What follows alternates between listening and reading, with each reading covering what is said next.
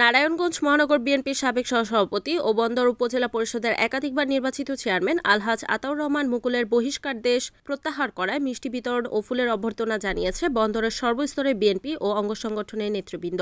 ২০ November বৃহস্পতিবার সকাল থেকে নেতৃবৃন্দ আতাউর রহমান মুকুলের নবীগঞ্জস্থ বাসভবনে গিয়ে তাকে ওই অভ্যর্থনা জানায়। এ সময় আতাউর রহমান মুকুল দলের ভারপ্রাপ্ত চেয়ারম্যান, আগামী দিনের সম্ভাব্য রাষ্ট্রনায়ক তারেক রহমান, চেয়ারপারসন বেগম খালেদা জিয়া ও দলের নীতি নির্ধারকদের প্রতি কৃতজ্ঞতা প্রকাশ করেন। পরিশেষে বেগম খালেদা জিয়া এবং তারেক রহমান সহ দলের সর্বস্তরের নেতৃবৃন্দদের সুস্বাস্থ্য ও দীর্ঘায়ু কামনা করে বিশেষ দোয়া অনুষ্ঠিত হয়। ফুলের শুভেচ্ছায় অংশ নেন মহানগর তারেক জিয়া পরিষদের সভাপতি হাজী রাশেদ আহমেদ টিটু, মহানগর বিএনপি নেতা আলমগীর হোসেন রায়হান, মহানগর স্বেচ্ছাসেবক দলের সাবেক আহ্বায়ক মোস্তাকুর রহমান, যুগ্ম আহ্বায়ক ফারুক চৌধুরী, সাইদুর রহমান, বর্তমান যুগ্ম আহ্বায়ক Kamal Uddin Mirza Johnny, Kalagachhia union BNP সভাপতি শহীদ হোসেন মেম্বার, 23 নং ওয়ার্ড বিএনপি সভাপতি আব্দুল হামিদ, 24 নং ওয়ার্ড বিএনপি সভাপতি মোহাম্মদ রাসেল, সিনিয়র সহসভাপতি মোহাম্মদ হানিফ, মোহাম্মদ আসলাম, হাসান আলী, 25 নং ওয়ার্ড বিএনপি নেতা মোশাররফ প্রমুখ।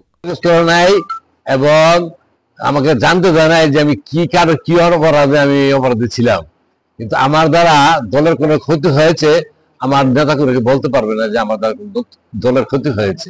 আমার জানা ছিল না কিভাবে তারা ষড়যন্ত্র করে করেছে, কিন্তু কেন্দ্র এবং জনাব তারেক রহমান বুঝতে পেরেছে যে আমাকে নির্বাচনের জন্য খুব বেশি প্রয়োজন, সেজন্য সে বিবেচনা করে আমাকে এই বহিষ্কারদেশ প্রত্যাহার করে নিয়েছে এবং আমাকে দলের জন্য কাজ করার জন্য নির্দেশনা দিয়েছে।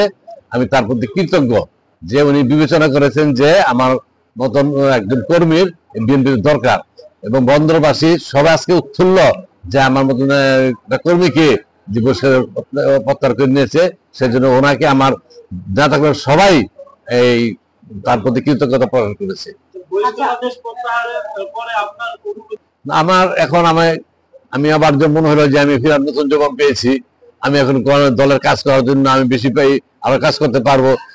আমাকে দল বহিষ্কার করার পরও আমি কিন্তু বসেছিলাম না, আমি আন্দোলন সংগ্রামে প্রত্যেকটি প্রোগ্রাম তারা গিয়া লঞ্চে বসে যে সমস্ত নির্দেশনা সেগুলি আমি পালন করছি। এগুলি কেউ বলতে পারবো না আমার মতো এত প্রোগ্রাম কেউ করছে নারায়ণগঞ্জ মহানগর কমিটির মধ্যে। আমি যে যতগুলি প্রোগ্রাম করেছি, আমি ঢাকাতে হাজার হাজার লোক নিয়ে গেছি। ঢাকাতে যারা মহানগর কমিটি যারা গেছে, ছাত্রদল যুবদল নিয়ে গেছে, আর আমি মহানগরের নেতৃবৃন্দকে নিয়ে আমি গেছি। আর যত প্রোগ্রাম আমার প্রতিষ্ঠা বার্ষিকী হোক, বিজয় দিবস হোক, স্বাধীন দিবস হোক, সমস্ত প্রোগ্রাম আমি করেছি। যে 7 নভেম্বর প্রোগ্রাম হোক, সমস্ত প্রোগ্রাম করেছি। অবশ্যই দলের প্রতি ভালোবেসে শহীদ জিয়া দেখেছি ওনার যে কর্মকাণ্ড ছিল, ওনার মধ্যে একটা প্রেসিডেন্ট সারা ওয়ার্ল্ডের ছিল না, ওনার নিঃস্বার্থভাবে কাজ করছে। সারা বাংলাদেশে যতগুলি প্রেসিডেন্ট ছিল বিগত দিনে, ওনার মতন নেতা ছিলেন না। উনি আন্তর্জাতিক নেতা হয়ে গিয়েছিলেন, ষড়যন্ত্র করে তাকে হত্যা করা হয়েছে।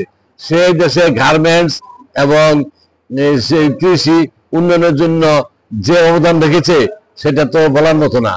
সে এই দেশের বিপ্লব গড়াইতে চেয়েছিল এবং আমাদের দেশটা সিঙ্গাপুর বা মালয়েশিয়ার মতো উন্নত হয়তো, কিন্তু ওনাকে সাধন করতে হয়েছে, সে স্থগিত হয়েছে আমাদের উন্নয়ন। রিপোর্ট মেহেদী হাসান প্রান্ত, এনএন টিভি, নারায়ণগঞ্জ।